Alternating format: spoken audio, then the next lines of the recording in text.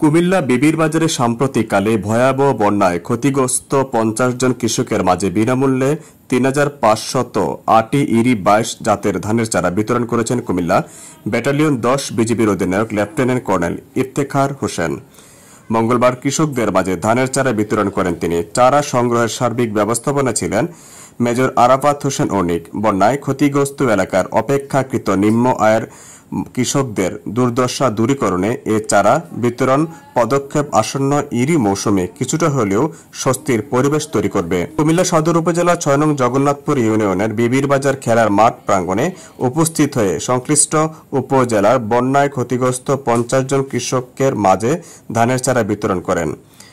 বন্যার পানি নেমে যাওয়ার সঙ্গে সঙ্গে কৃষকরা যখন বীজতলা তৈরির জমির অভাবে বিপর্যস্ত, তখন বিজিবি কুমিল্লা জেলায় সমন্বিত উদ্যোগের মাধ্যমে বীজতলা হতে চারা উৎপাদন করে ক্ষতিগ্রস্ত বিবির বাজার কৃষকদের মাঝে চারা বিতরণ করে জমি করে চাষের আওতায় নিয়ে আসে।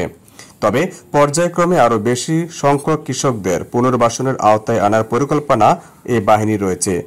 তাছাড়া ভালো ফলন নিশ্চিত করতেও এ বাহিনীর পক্ষ থেকে কৃষকদের মাঝে সার, কীটনাশক থেকে শুরু করে সবজি চাষের উপকরণও আগামীতে বিতরণ করা হবে। সাম্প্রতিক সময়ে একটি ভয়াবহ বন্যা আমাদের এই কুমিল্লা অঞ্চলে সংঘটিত হয়। সেই বন্যার্তদের জন্য আমরা প্রথমে উদ্ধার কাজ পরিচালনা করি, তাদের মাঝে আমরা ত্রাণ বিতরণ করি, চিকিৎসা সেবা প্রদান করি এবং তাদের পুনর্বাসনের অংশ হিসাবে আজকে আমরা ৫০ জন ক্ষতিগ্রস্ত কৃষকের মাঝে প্রায় ৩.৫ থেকে ৪ হাজার আটি আমরা ধানের চারা বিতরণ করলাম। এটা মূলত তাদের পুনর্বাসনের জন্য এবং তারা যেহেতু ঘুরে দাঁড়াতে পারে সেটা অংশ হিসেবেই আমরা এই কাজ করছি।